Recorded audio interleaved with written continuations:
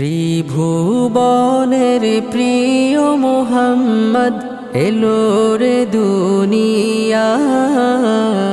প্রশান্তির প্রস্ফুটিত বার্তা নিয়ে মরুময় ধূলির ধরায় আলো হয়ে এসেছিলেন নূরের নবী হযরত মুহাম্মদ সাল্লাল্লাহু আলাইহি ওয়াসাল্লাম।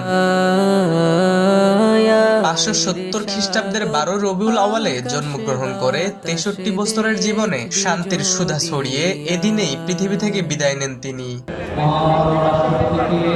মহানবীর জীবন আদর্শকে নতুন প্রজন্মের কাছে তুলে ধরতে ঈদে মিলাদুন্নবী উপলক্ষে ধর্ম মন্ত্রণালয়ের উদ্যোগে 15 দিন ব্যাপী সিরাতুন্নবী সাল্লাল্লাহু আলাইহি ওয়াসাল্লাম অনুষ্ঠানের উদ্বোধন করেন রাষ্ট্রপতি মির্জা ফখরুল ইসলাম আলমগীর। উন্মোচন করেন সিরাত স্মরণিকা।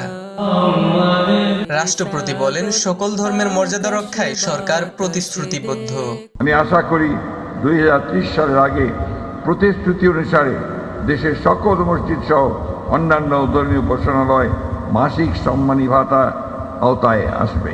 মানুষের মৌলিক অধিকার রক্ষায় সবাইকে ঐক্যবদ্ধ থাকার আহ্বান জানান রাষ্ট্রপতি।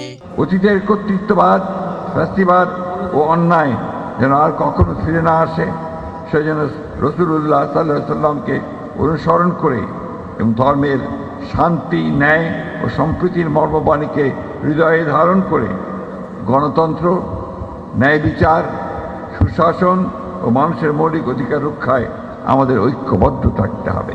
বাংলাদেশ সাম্প্রদায়িক সম্প্রীতি এবং সহাবস্থানের উজ্জ্বল দৃষ্টান্ত উল্লেখ করে রাষ্ট্রপতি বলেন, কোনো প্রতিশোধ, প্রতিহিংসা নয়। আমাদের মনে রাখতে হবে, বিভেদ, প্রতিহিংসা ও প্রতিশোধ কোনো জাতিকে শক্তিশালী করে না।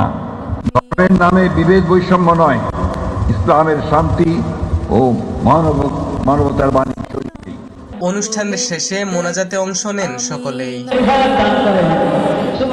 25শে আগস্ট থেকে 5 সেপ্টেম্বর পর্যন্ত প্রতিদিন মাগরিবের নামাজের পর বাইতুল মোকাররমে চলবে ওয়াজ মাহফিল। পূর্ব ও দক্ষিণ চত্বরে থাকবে বই মেলা।